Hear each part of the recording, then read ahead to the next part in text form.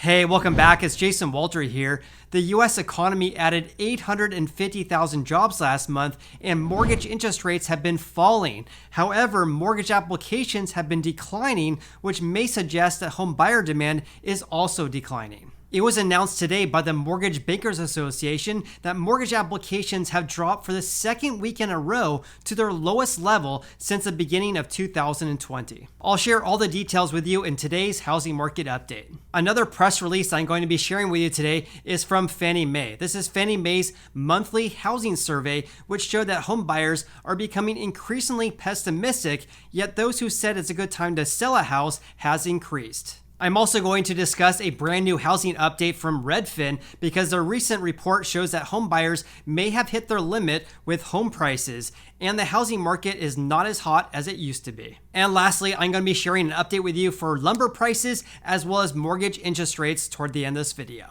And before we begin today's video, if you're looking to buy or sell a house anywhere in the US, then go to homeandmoney.com/Jason to get connected with a great real estate agent in your neck of the woods. And that service is 100% free. And of course, please hit the like button if you get any value out of this video whatsoever. This video literally took me hours to make, so I greatly appreciate your support. So with that said, thank you so much for doing that. Let's go ahead and dive into today's video. Mortgage applications decreased by 1.8% last week, according to the Mortgage Bankers Association's seasonally adjusted index, falling to the lowest level before this pandemic hit. Their refi index, which is highly dependent on mortgage interest rates, fell 2% from the previous week and was 8% lower than the same week 1 year ago. The unadjusted purchase index decreased 1% compared with the previous week and was 14% lower than the same week 1 year ago. So even though mortgage interest rates dipped from 3.2% to around 3.15% or 5 basis points, mortgage applications for home purchases and refis decreased. It makes a lot of sense to me why mortgage applications for refis have decreased. This is because a lot of people, like myself, refied when mortgage interest rates were closer to 2.75%. However, let's take a closer look at why mortgage applications for home purchases decreased. I found a very good visual to show you how mortgage applications for purchases have been changing, and this is from the Mortgage News Daily. So more or less, ever since the middle of January of this year, when mortgage rates were around record lows of about 2.75%, the index for purchase applications has been on a downward trajectory. So the big question is, why have mortgage applications for home purchases been decreasing? According to Joel Kahn, who's an associate vice president at the MBA, he stated the following: swift home price growth across much of the country, driven by insufficient housing supply, is weighing on the purchase market and is pushing average loan amounts higher. I agree with him because a lot of home buyers right now are frustrated with record high home prices and bidding wars and a lack of houses available for sale. This gives home buyers little incentive to submit a loan applications if you're not seeing a lot of options of houses to buy. This actually coincides with the latest housing survey from Fannie Mae that was posted today at the time of this video. So they reported that the percentage who said it's a bad time to buy a home increased from 56% to 64%, while the percentage of respondents who said it's a good time to sell increased from 67% to 77%. In addition, the percentage of people who said that home prices will go down over the next 12 months increased from 17% to 21%. However, 88% of the respondents in the survey said they are not concerned about losing their job within the next 12 months. Okay, changing gears slightly, let me share the latest report from Redfin because they reported that pending home sales have been decreasing, yet new listings has been increasing. They reported that home prices continue to climb, posting their highest year-over-year gain on record.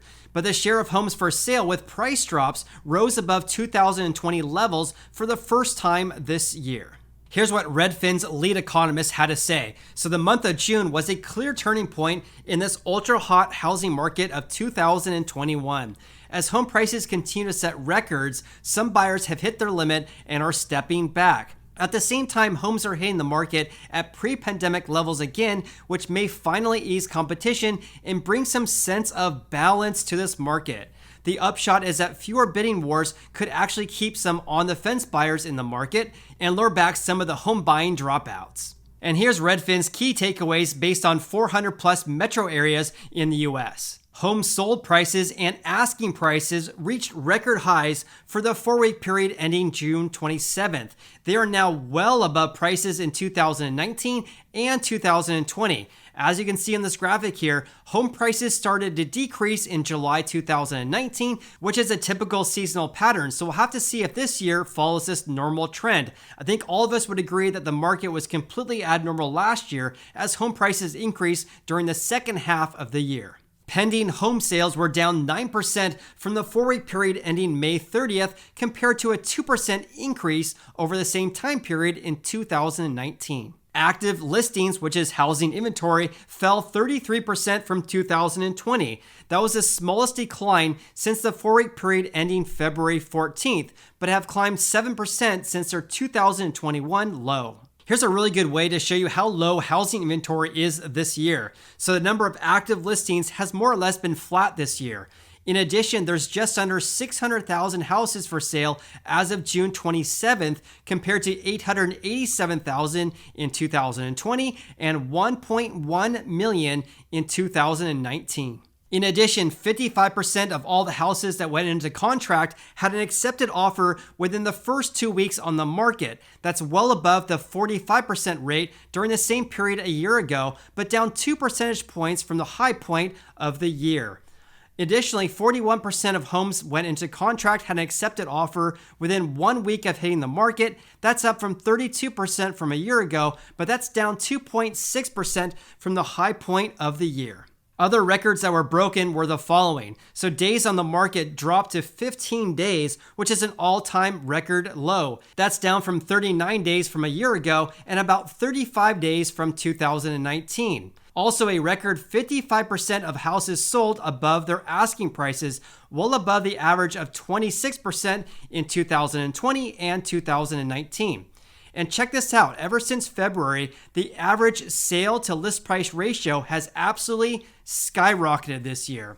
It has now reached 102.4%, which means on average, houses sold for 2.4% above the seller's list price. This is well above the average of about 98% over the past couple of years. But the share of houses for sale with price drops has been increasing ever since March. It has now surpassed 2020 levels for the first time this year. Can you say overzealous home sellers? And to give you a brief update regarding lumber, prices dropped almost 4% today to $763. This is down significantly from the all-time record high that was set in early May. And lastly, mortgage interest rates have fallen consistently over the past 2.5 weeks, with the past 2 days seeing the largest decreases. Mortgage interest rates dropped sharply today, approaching a 5-month low. The average 30-year fixed-rate mortgage today is 3.07% according to the Mortgage News Daily. This is only 0.3% more than the record low that was set in January of this year. If you enjoyed watching this video, and if you got any value out of this video whatsoever, then I really appreciate it if you hit the like button, and also consider subscribing as well. I post frequent housing market updates so you can make a more informed decision about whether to buy or sell a house. Also, you can follow me on Instagram. I'm Sacramento Realtor. Hope you have an awesome day and look forward to seeing you on the next video.